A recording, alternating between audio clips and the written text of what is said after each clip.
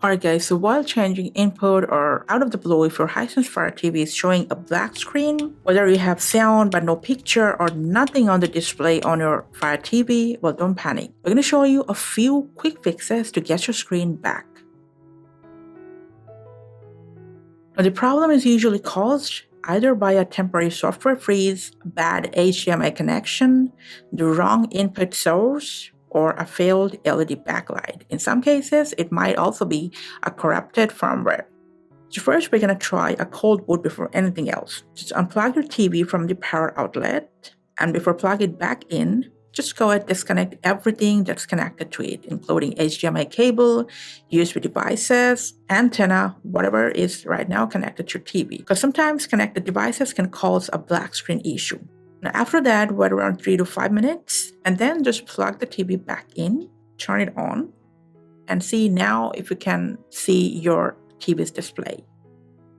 Now, if that didn't work, the problem could be an LED backlight. Now, to check, we first recommend you to turn off the lights in your room and then look closely at the screen. Now, what you can also do is just turn on a flashlight on your mobile and shine the flashlight directly at the display. Now, if you can't see a very faint picture or movements on the screen, the backlight may have failed.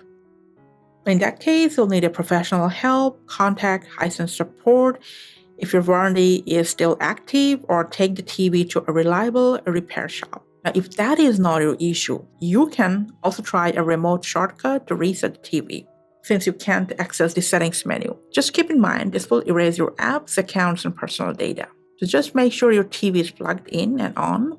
Just point the remote at the TV, and then press and hold these back and right buttons together for about 10 seconds. Now, in perfect time, a reset prompt should appear. If it does, you can either press cancel, see if your screen has working properly now, or you can select OK. Now, if nothing appears, just leave the remote pointed at the TV for about 20 seconds to trigger the reset. And then you gotta wait another 15 to 20 seconds for the process to complete.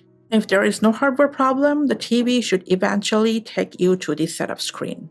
If not, unfortunately, it could be a hardware issue, and you need to take your TV to a repair shop.